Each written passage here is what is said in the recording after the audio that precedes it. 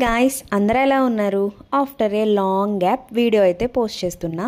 ఈ స్నాక్ మీలో ఎంతమందికి తెలుసు కమెంట్ చేయండి. నేనైతే ఇన్స్టా అలా స్క్రోల్ చేస్తుంటే వీడియో కనిపించింది, ఇంకా ట్రై అయితే చేసాము. కంప్లీట్ ప్రాసెస్ మీకు కూడా చూపించేస్తా. ఇంట్రెస్ట్ ఉంటే డెఫినెట్గా ట్రై చేయండి. టేస్ట్ అయితే చాలా బాగా వచ్చింది.